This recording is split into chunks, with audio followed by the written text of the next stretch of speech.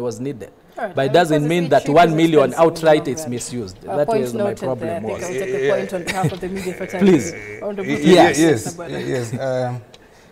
I start by where my colleague has finished at. You can imagine in lowlands today, areas around the Lake Basin,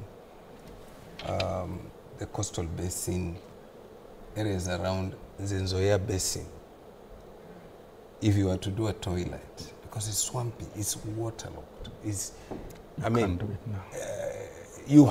the only toilet that can work now is an eco toilet, and it comes with money. A proper eco toilet is a proper pollution block that in all seasons, whether it is raining or it is not raining, it withstands the time and test. So what he's saying, as a community, we must go for standards. That is the problem in this country. We don't like standards. That is why some funny classrooms were built for CBC by Magoha. Hopeless things, hopeless. For 700,000 across the country. Across the country. Across 700, whether in black cotton soil, whether 700,000. For a very small thing, for 35. Tell me one primary did you school. Raise concern? Please, I'm saying. Things happened in your constituency. No, I'm saying 35. Tell me a primary school in Kenya, other than a private school, which has 35 pupils. One. Which one?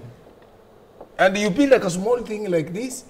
I mean, we must go for standards. That is what my colleague is saying. Minimum standards. And standards have a cost to it. Even when we talk about a curriculum, standardized curriculum delivery, it has a cost to it, including the money for quality assurance.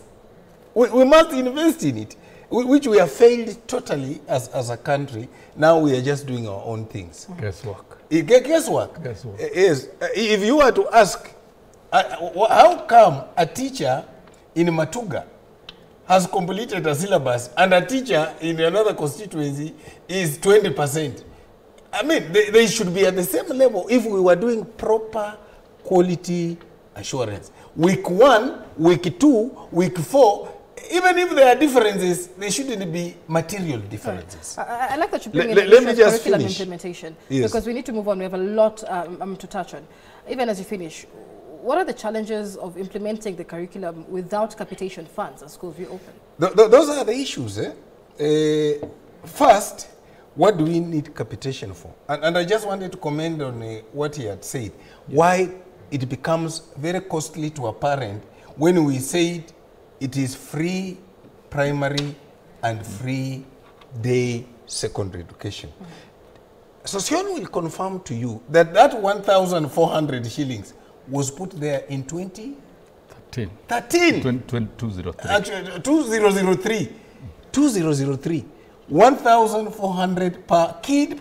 I mean, calculate that money with inflation. How much money is left? 20 years down the line. I mean, how much money is left to as a teacher to run the school? So he has to levy parents for him to run the school. He doesn't even have money to repair classrooms. If you look at the 22,000, which unfortunately, which Sociona has consistently said, is not accounted for. 22,000 for day secondary. The only money that reaches the school is about 16,000. Where does the other 6,000? Yes, 6,000 disappear between Treasury and who account and Ministry of Education and who accounts? And the auditor has reported not once, not twice, not thrice that listen, the Parliament has voted for 22,000 per child. How come when we go to schools, the money that arrives in school is about 16,000? How will a teacher who expected 22,000 and receives 16,000 run a school? He has to levy money. 16,000 is what was disbursed, or is it that the entire amount was disbursed? I've told you. And got lost in the I've told you, between Treasury and Ministry of Education, we cannot say where the 16,000, why the 16,000 doesn't arrive in school. him and me provide 22,000. The schools are given a circular for 22,000 by the Ministry of Education.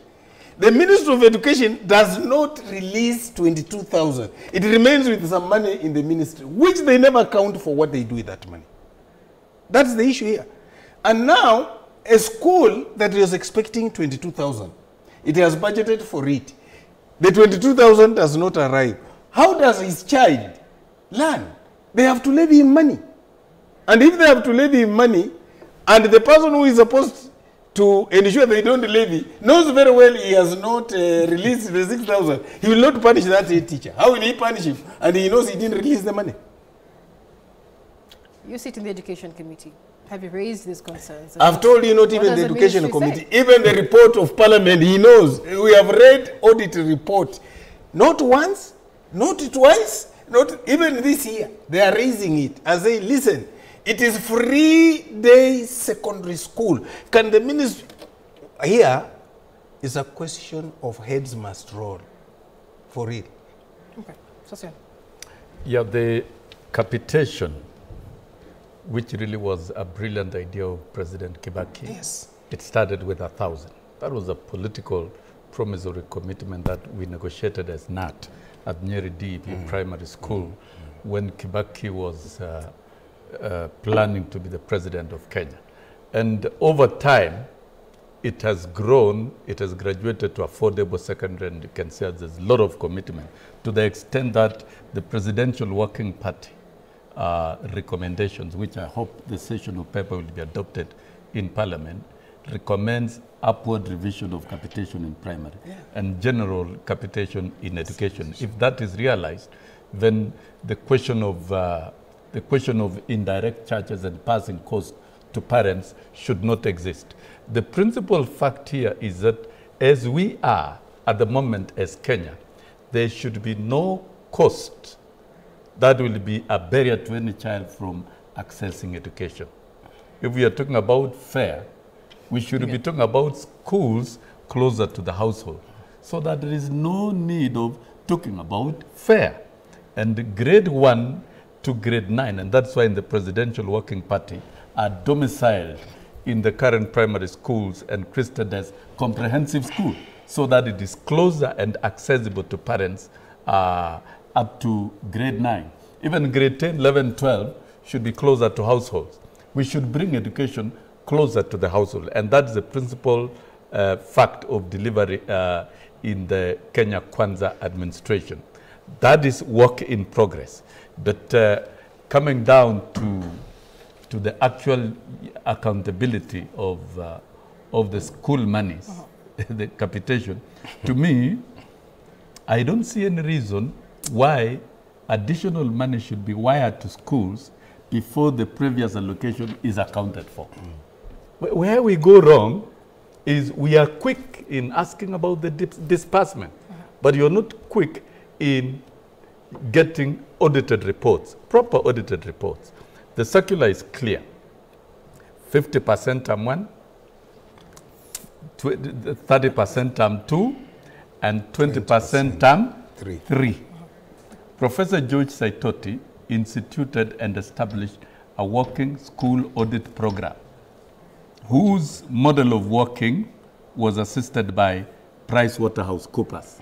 So that right now we should be having the most efficient school audit system, that at the end of each term, we should be having an audit report of every school. But you talk about several audit reports. Are these audit reports for capitation funds? No, before you go back to Nabwera,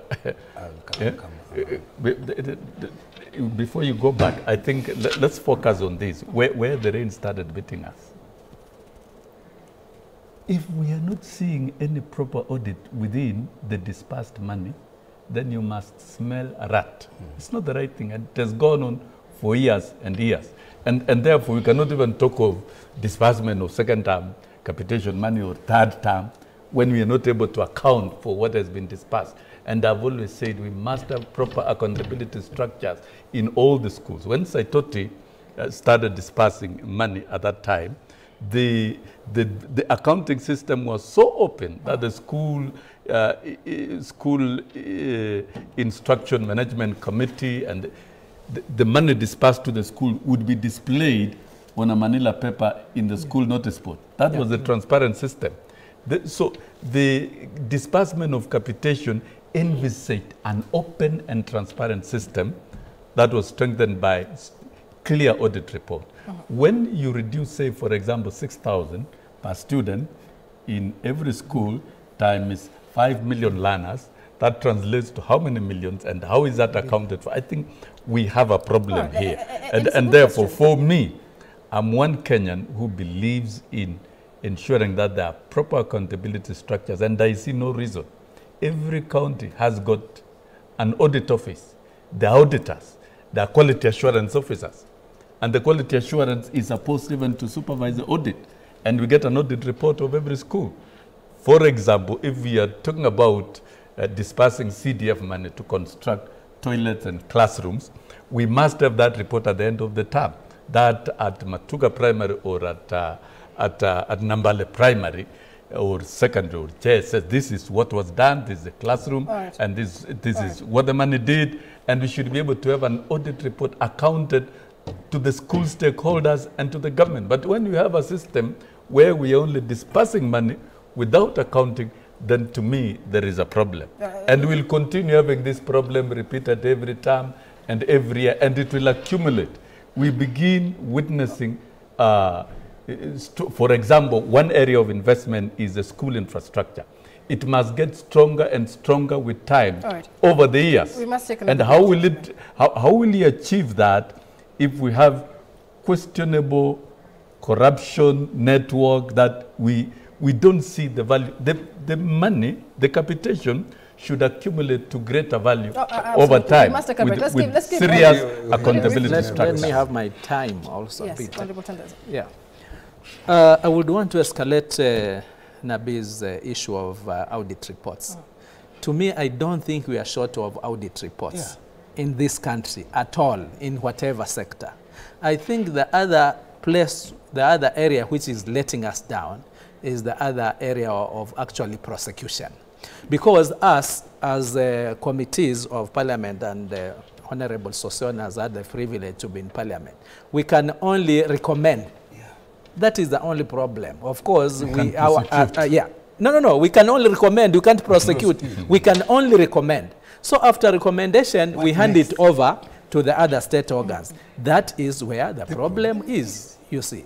Because it's so rampant, it's so blatant, you don't need to be an auditor. Some of these things that are happening, the audit reports are there. They'll continue being there. We'll sit on them, recommend, and after that, what happens? The ICC, whatever now, this year starts their own shenanigans. And bordering again to that, it's a cycle again of now transferring the corruption from whoever did it to another state organ now to start its own corruption again from there. So it really is so pathetic and very sad for this country. Very sad for this country. There's a question you asked, and so I just wanted to draw the link. You know, there are two audit systems here. Now I'm very happy we have harmonized it into one. Even schools are now subject to the auditor general. Yeah. Okay? In the past, there was some silo of schools auditor. And it ended at wherever. But the problem which Sosion points out, which I find myself as intentional as a person, why has the Ministry of Education refused to empower quality assurance? And audit. And audit. What is the reason? What is the reason? I can tell you, madam, you can go to a school, the last time a Minister of Education official was there is 2 years ago. Or 3. Or 3 years ago. I'll tell you, I have a secondary school. I went to that school last week. For 2 years, the board has never met. And you have Minister of Education officials. I mean, that's no office. Yes. Now I'm calling them and telling them, I'm here. How come the board here? How did you approve even the budget of this school? Because it's supposed to be the board that approves the budget of the school. We must take a break. So what I'm saying, the Ministry of Education until we agree on the accountability mechanism. Secondly, the institutions that are supposed to take remedial action, punitive action for people who are wayward, must work. Okay. All right, and we'll be discussing the accountability measures and institutions of accountability as well in the education sector. Let's take another break. On the New Dawn, we have much more to discuss on the state of education, including the threat by junior secondary school intern teachers to down their tools as schools reopen. What is the state of junior secondary school? Are JSS students learning, or are they merely attending school? We'll also be discussing the university funding model and its implications on university education in the country. That and much more to come. Just stay with us.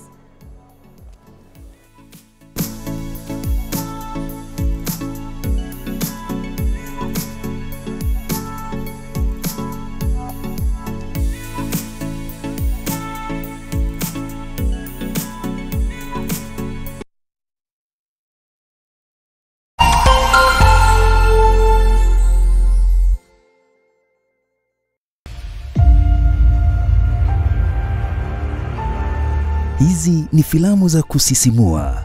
Swadakta, ulijuaje? Filamu za kusimulia hadithi za mapenzi. Nakupenda sana. I'm going to marry you. Nesta kuacha maisha yangu yote. Are you serious? Mafunzo mbalimbali. Utu ulipo kwa utu. Utu haulipwi kwa pesa. Ambazo zitakufanya utabasamu.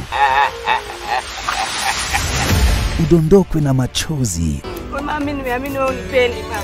Sasa kwa nini? Una watoto wawili lakini mama wewe unipendi. Au ujifunze mawili matatu. Tunagombania nini? Ukiona roho mbaya ufanikiwi, wangapi tumeona sisi? Usikose kutazama Bongo Movies. Ukiendelea na tabia yako hii, mimi naondoka.